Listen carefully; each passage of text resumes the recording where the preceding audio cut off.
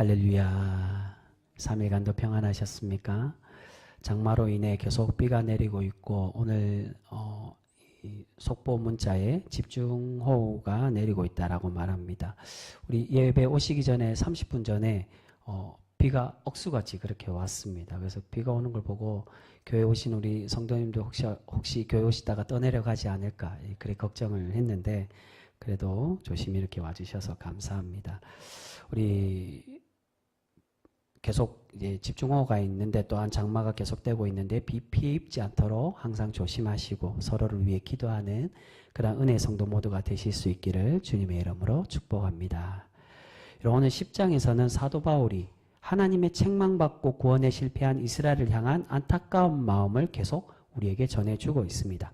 그 말씀 중에 오늘 말씀에서는 이제 본격적으로 이스라엘 백성들이 하나님의 구원에서 멀어진 이유를 우리에게 설명을 하고 왜 이스라엘 백성들이 그렇게 멀어졌느냐. 앞에 9장에서는 끝에만 살짝 거론했지만 오늘 본문에서는 그 멀어지게 된 배경, 사실은 이게 이전 9장까지의 그 배경이 쭉 깔려 있는데 그 깔려 있는 배경을 오늘 같이 좀 나누려고 하는데요.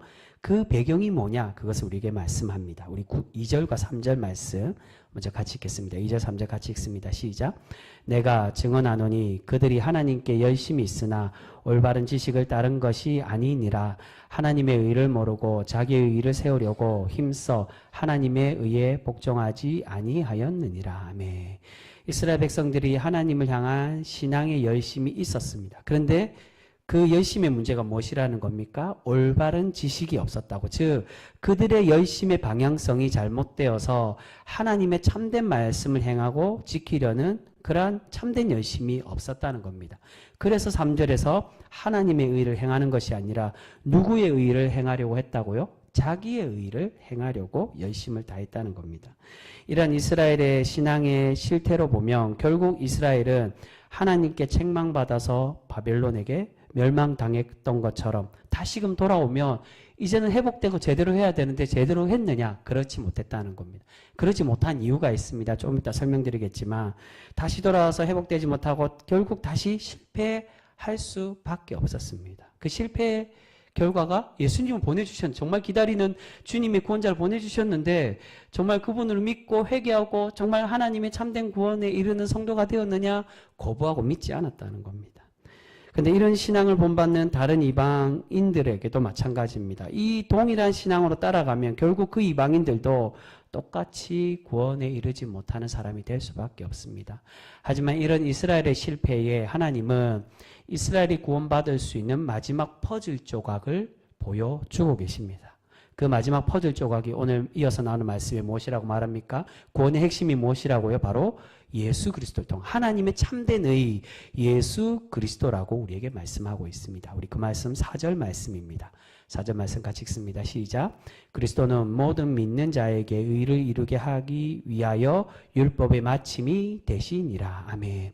예수님은 모든 믿는 자들의 의를 이루게, 즉 구원받게 하기 위해서 율법의 마침이 되셨다고. 이때까지 계속 율법의 그 의로 자기 의로 그렇게 이것이 율법을 행했던 의가 이게 진정한 의다라고 믿고 있었는데 너희가 믿고 있는 그 율법의 이게 마침표다 라고 보내주신 분이 누구라는 거? 예수님이라고. 그래서 이 율법의 마침이 다른 말로 어떻게 표현합니까? 예수님은 율법의 완성이라고 말씀하고 있습니다.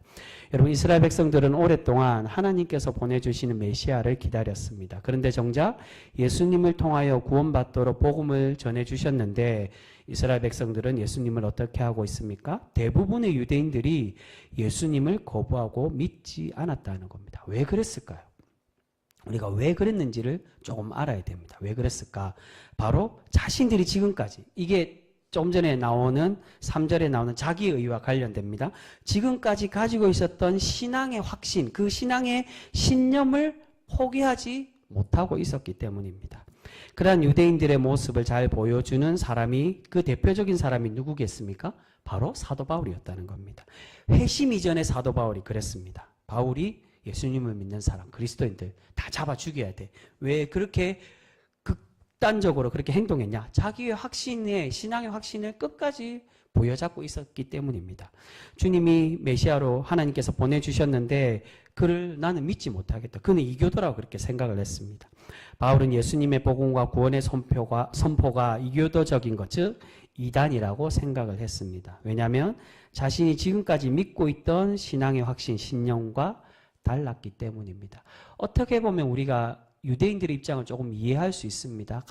우리가 지금까지 신앙생활하고 믿고 있었던 확신이 있는데 갑자기 이 확신이 틀렸다라고 누가 이야기하고 선포하고 설교하면 어떻게 되겠습니까? 저게 맞아? 이때까지 다른 목사님을 통해 우리가 믿고 있었던 확신이 가지고 있었던 게 있는데 구원의 확신인데 그게 틀렸다라고 하면 우리가 쉽게 받아들이기 어렵다는 겁니다. 사도 바울도 그랬고 대다수의 유대인들이 그랬다는 겁니다. 그런데 이러한 유대인들의 신념의 오해는 자신들이 정말로 이 신념이 옳아서냐, 이 신념을 계속 구약에서부터 이어와서 그 신념이 그렇게 굳건히 세워져서 그런 것이냐, 그렇지 않고 중간에 변질되고 하나님의 바른 말씀의 의를 왜곡하고 믿었던 것인데 그것을 깨닫지 못하고 우리가 변질됐구나라고 인정해야 되는데 그렇지 못하고 예수님을 거부하고 있었다. 그래서 하나님이 사도 바울이 그렇게 이야기하고 하나님도 그 말씀을 하는 겁니다. 율법의 의로 믿는 게 아니라 정말 모세를 통해서 세워진 그 말씀을 바르게 믿었던 게 아니라 자기의 의로 율법을 믿었다는 겁니다.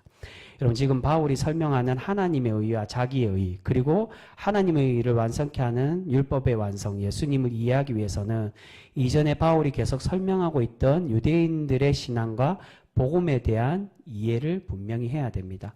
앞에서 바울은 이 모든 이 9장까지의 이 8장까지의 전제입니다. 하나님께서 먼저 이스라엘을 먼저 된 자라고 말하죠. 하나님의 구원받는 백성을 삼기 위해 무엇을 내려주셨습니까?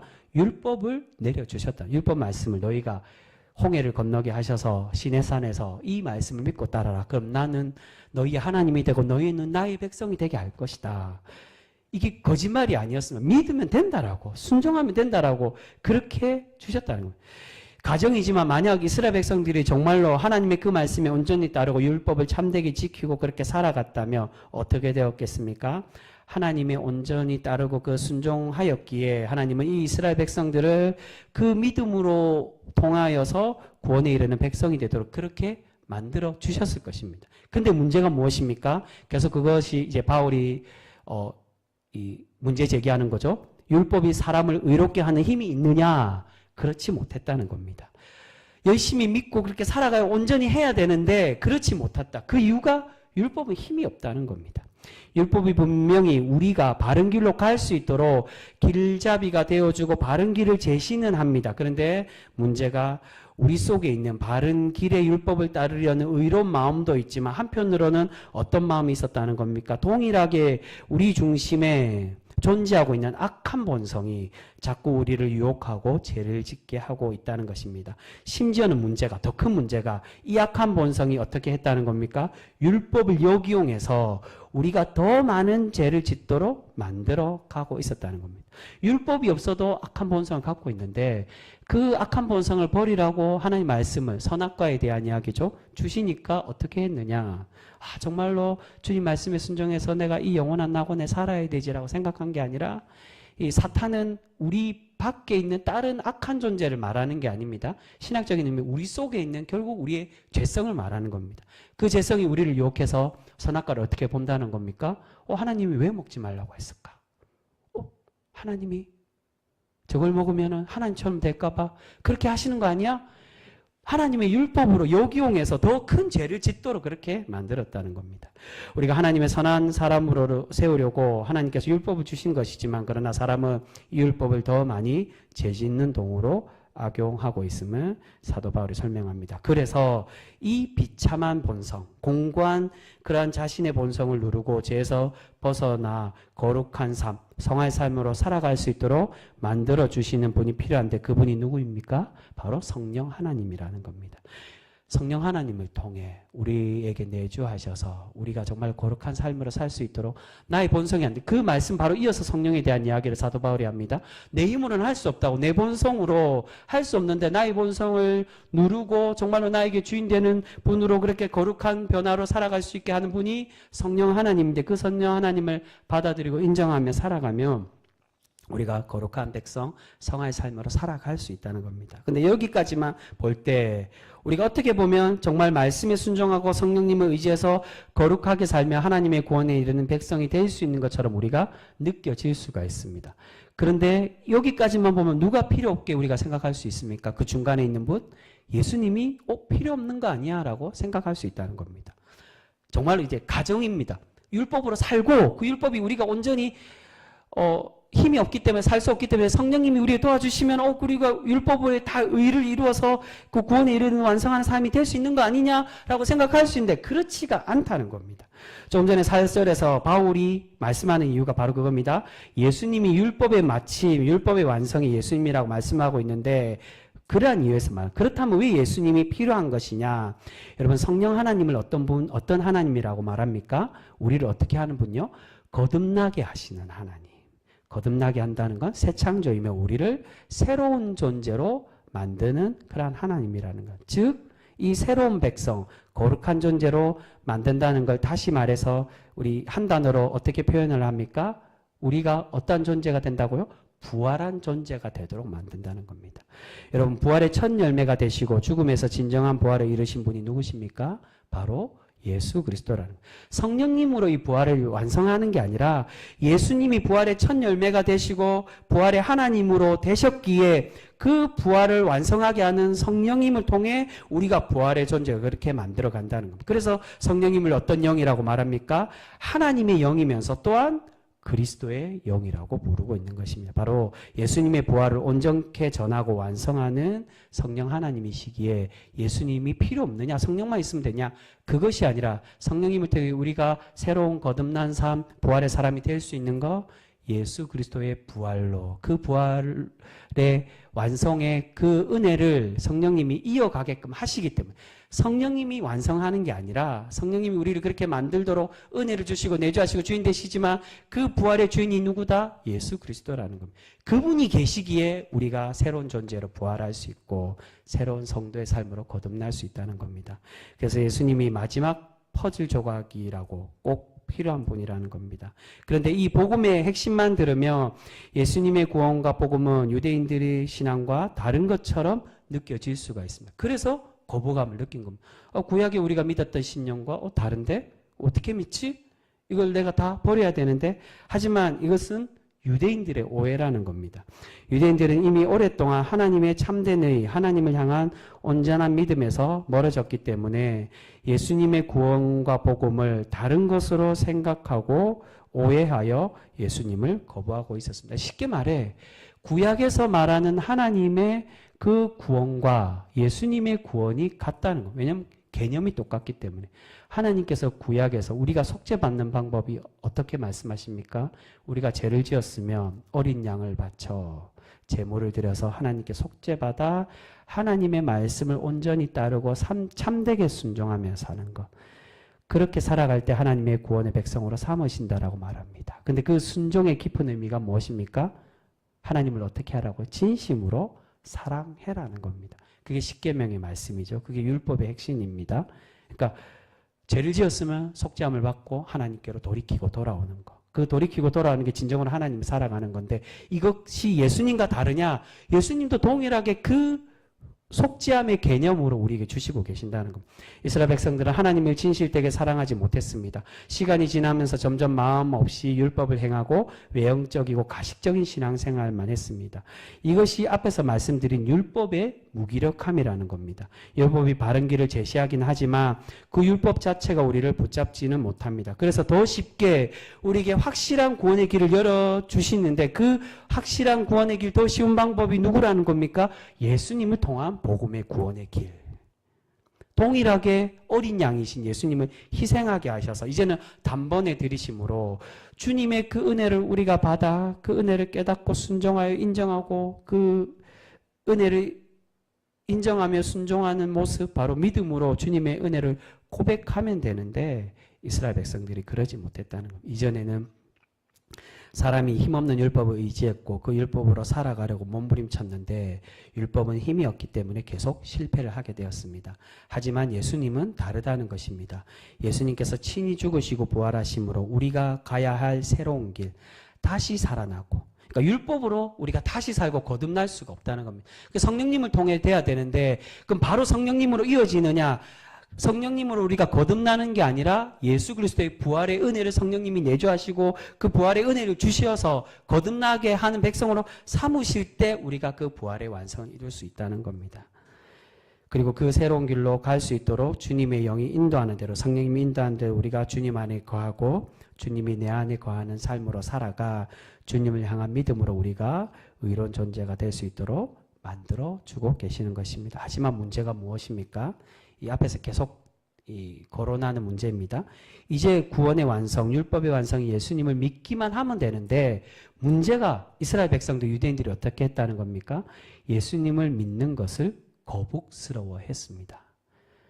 어떻게 보면 앞에서 말씀드린 것처럼 인간의 상식과 생각으로는 당연하다라고 하기는 참 그렇지만 이해는 되는 모습이다. 왜냐하면 자신들이 지금까지 가지고 있었던 신앙의 확신과 신념과 너무나도 달랐기 때문에. 그런데 그 신념이 바른 신념이었느냐? 그렇지 않고 오래전부터 변질된 신앙의 확신과 신념이었다고. 그래서 3절에 말하는 자기의 의로 믿고 행하며 살아. 하나님의 바른 말씀의 의가 아니라 진정, 그러니까 하나님 말씀이 틀린 게 아닙니다. 그래서 사도 바울이 계속 그걸 얘기합니다. 주님이 오시는 복음으로 무엇을 하려고 하느냐? 율법을 바르게 세우려고 하는 거라고. 하나님은 온전히 말씀을 따르면 그나마 예수님을 깨달을 수 있고, 말씀이 다른 것이 아니고, 이게 사도 바울의 이 신학의 개념이 다 이어지는 겁니다. 하나님 말씀을 바르게 깨달으면 우리가 어디에 이룰 수 있느냐? 주님의 복음을 바르게 깨닫고 이해할 수 있는데 하나님 말씀 바르게 깨닫지 못했다는 거예요. 왜냐하면 자기의 의로만 계속 믿어. 변질된 믿음으로.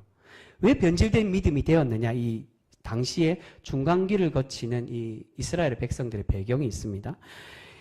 예수님 시대 유대인들은 구약의 이스라엘 백성들과 그 신앙의 모습과는 다른 신앙으로 살았습니다. 이스라엘 백성들이 바벨론에 끌려가면서 생겼던 문제가 그들이 이제는 더 이상 성전을 통해서 제사를 지내며 만났던 하나님을 만나지 못하게 되게 되었습니다.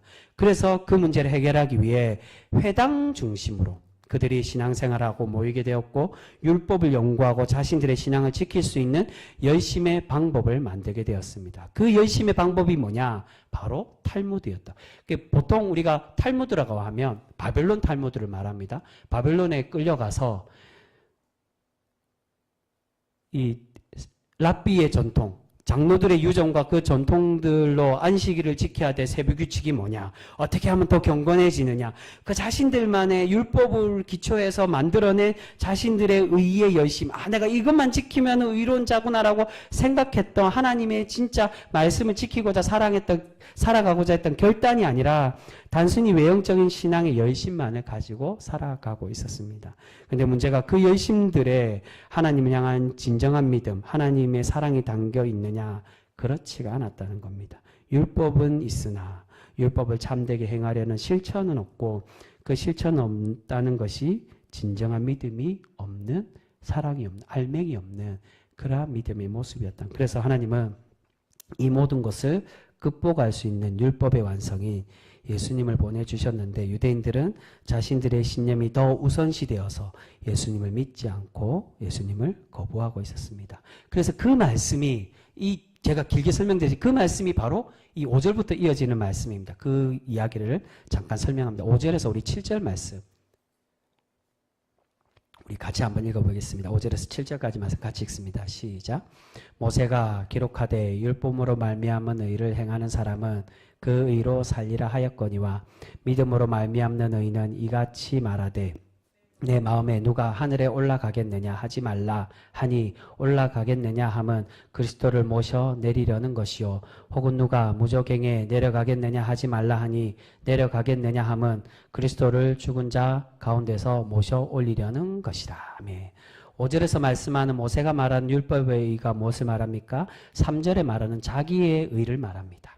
이 진짜 율법의 의가 아니라 모세를 통해 자신들이 생각했고 확신했던 그 자기의 의인데, 그리고 믿음의 의로 행하는 하나님 말씀 실천이 아니라 변질되고 형식적인 율법은. 그래서 이어서 말씀하는 6절과 7절이 그 모세의 율법으로 인해 변질된 믿음에 대한 설명을 하는데, 6절 초반에 말하는 믿음의 의라고 말하는 게 이게 6절, 7절 내용이 이어서 나온 내용이 이게 믿음의 의다 그 말이 아니라, 믿음으로 말미암는 의와 의는 이같이 말하되, 그러니까 이같이 말하는 게 이게 율법의 의다가 아니라 중간에 보시면 올라가겠느냐? 그렇지 않다. 하지 말라 하니, 그러니까 이게 잘못됐다는 겁니다. 그러니까 6절과 7절에 말하는 핵심의 내용이 5절에서 말하는 이게 율법의 의다. 그 율법의 의로 그들이 어떻게 살아갔느냐. 이게 신명기의 말씀을 인용하는 겁니다. 하늘에 올라가서 주님을 모셔온다든지 무저갱 암흑의 시면에 내려가서 우리가 주님을 모시고 오는 그런 고행과 자기 열심,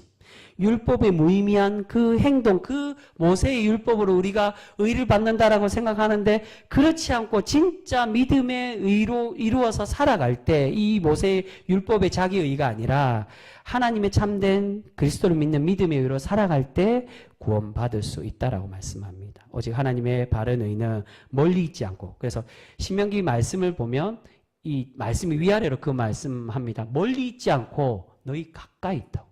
너희 곁에 있는데 왜 그리 멀리 찾느냐고 이 말씀을 인용하는 겁니다.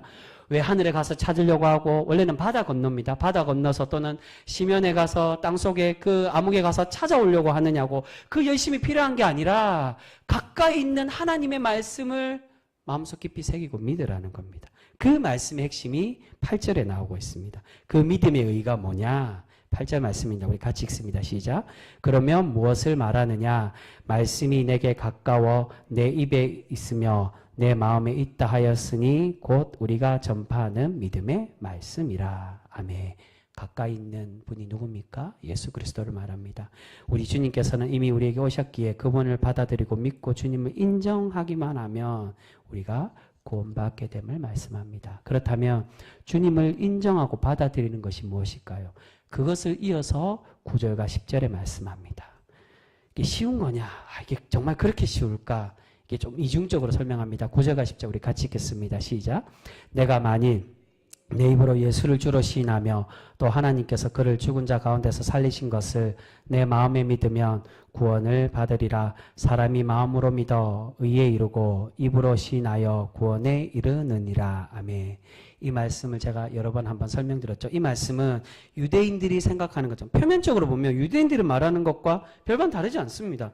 마음으로 믿고 고백하면 되지. 그렇게 생각할 수 있는데 이 말씀은 표면적으로 말하는 그걸 말하는 게 아니라 주님을 향한 믿음을 나타내고 겉으로만 믿고 가식적인 믿음이 아닌 믿는다는 그 신앙인의 본을 보이는 삶으로 살아가라고 우리에게 말씀합니다.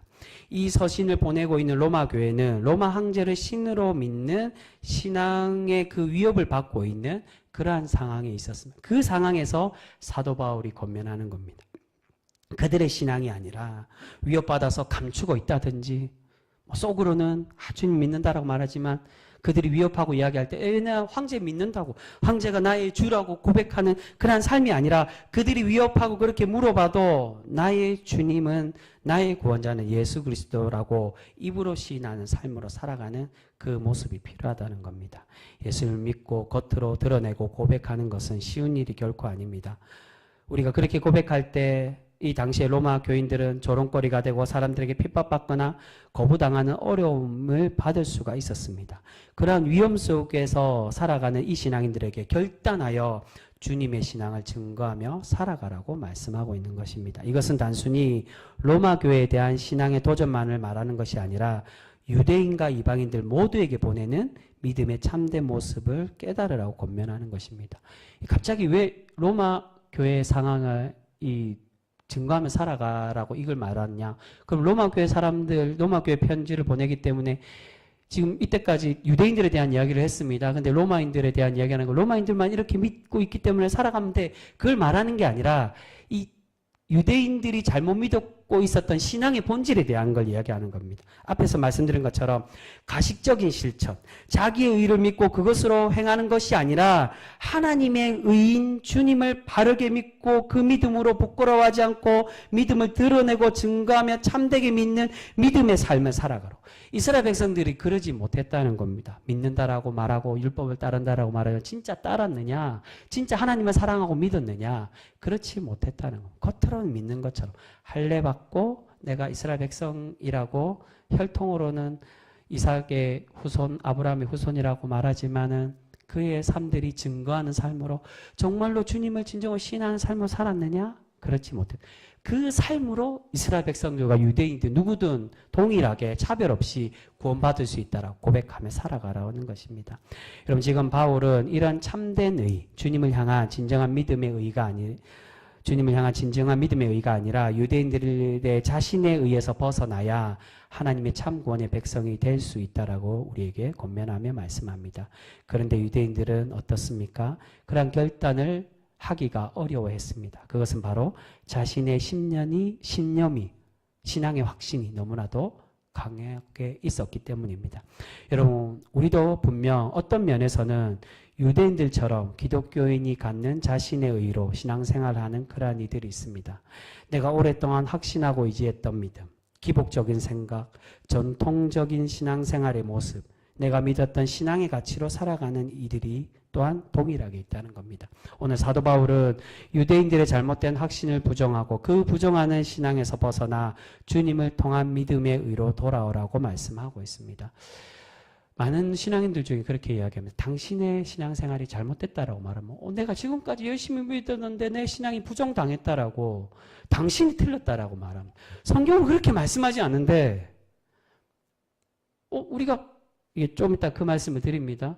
은혜로 믿음으로 고백하면 구원받는다는 말하는데 그것을 틀렸다고 내 믿음이 틀렸다라고 내가 이때까지 믿은 게 부정당한 것처럼 그렇게 얘기하고 그 말을 인정하고 깨닫고 받아들이지 않으려고 한다는 지금 유대인들처럼 주님을 거부했던 것처럼 당신이 틀렸다고 예수님이 틀렸다고 그렇게 믿는 모습이 바로 우리의 모습이라. 여러분 우리는 유대인들과 반대라고 생각해서는 유대인들은 율법을 믿었기 때문에 우리는 예수님을 믿고 기독교에서 예수님을 고백하기 때문에 우리는 다르지 않느냐 이들과 반대로 정말 예수님 믿는 거 아니냐 그렇지가 않을 때가 많이 있습니다. 어떻게 보면 같은 자기의 확신과 자기의 의를 믿는 경우들이 있다는 겁니다.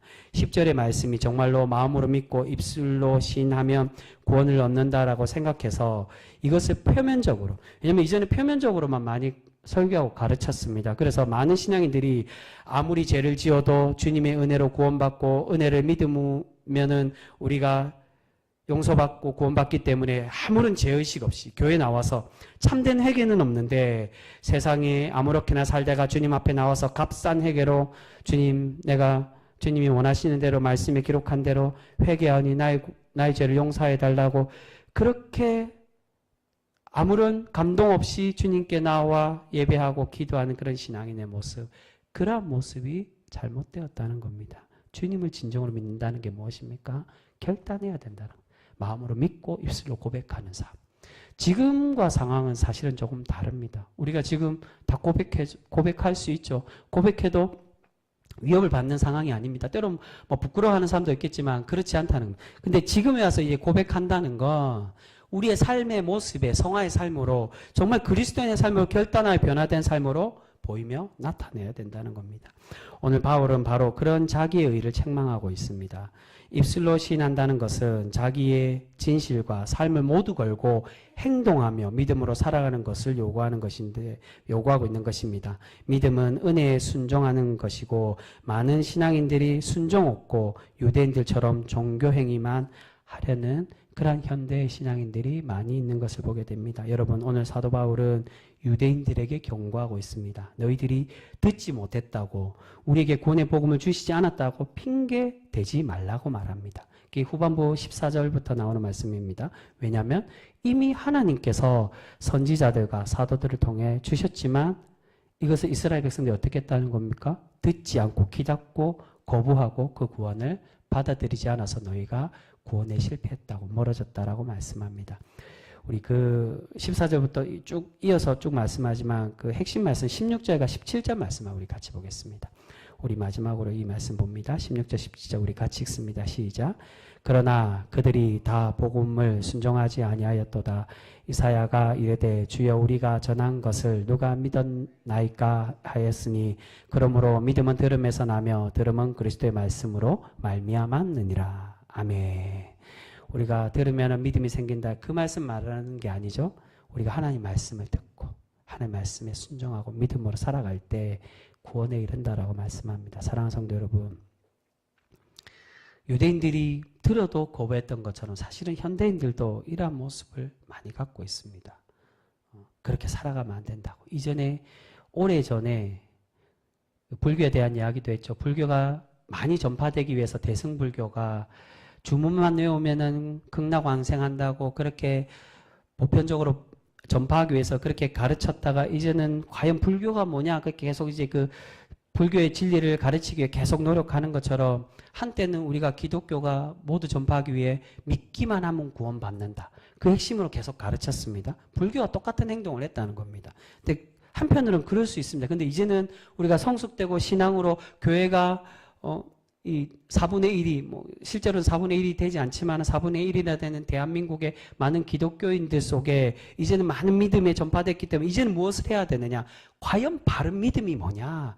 이제는 교회 나와서 믿기만 하고 헌금 많이 하고 종교 생활하고 예배만 드리면 구원받는다고 말하는데 주님이 정말 우리에게 그것을 원하시느냐? 그게 아니라 이 말씀을 오해해서 마음으로 믿고 입술로 고백하는 그런 삶을 말하는 거냐? 그게 아니라 진정한 우리의 삶에 당시의 로마 사회에 하나님 믿는 그리스도인들이 목숨을 걸고 삶을 걸고 입술로 고백했던 그 삶을 증거하며 살아갔던 것처럼 우리가 우리의 삶에서 저 사람을 볼 때 내가 저 사람 때문에 그리스도를 믿어야 되겠구나. 저 사람이 믿는 하나님이 진짜 하나님이라고 평가받는 그런 삶. 반대에 저 사람 믿는 하나님 죽은 하나님이라고. 저 사람처럼 믿으면 내가 왜 교회 나가? 그런 비판받는 사람이 아니라 유대인들이 그랬다는 겁니다. 겉으로만 믿는 삶. 그러한 사람이 아닌 우리가 진정으로 하나님이 우리에게도 동일하게 이미 말씀을 주셨습니다. 근데 한국교회 많은 신앙인들의 문제가 뭡니까? 귀를 닫고 있다는 겁니다. 지금 사도 바울이 유대인들에게 책망하고 있는 말씀처럼 귀 닫고 난 듣지 못했다고. 그래서 말합니다. 그러므로 믿음은 들음에서 나며 들음은 그리스도의 말씀을 주님의 말씀에 집중해야 됩니다. 다른 것에 집중하는 게 아니라 구약에 복 받는 말 믿으면 구원받는다라고 구원받으면 저 천국에 이 땅에서 열심히 살면은 그곳에 차등으로 상급을 받아서 황금집을 얻고 그렇게 풍요롭게 사는구나.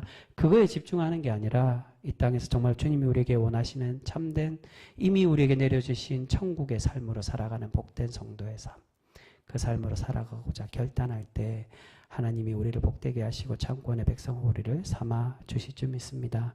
그렇게 우리가 아무쪼록 참된 의, 예수님을 향한 믿음의 의로 우리가 온전히 살아가서 하나님을 기쁘시게 하며 하나님의 복된 성도로 날마다 살아가실 수 있는 우리가 명성계 모두가 되실 수 있기를 주님의 이름으로 축복합니다.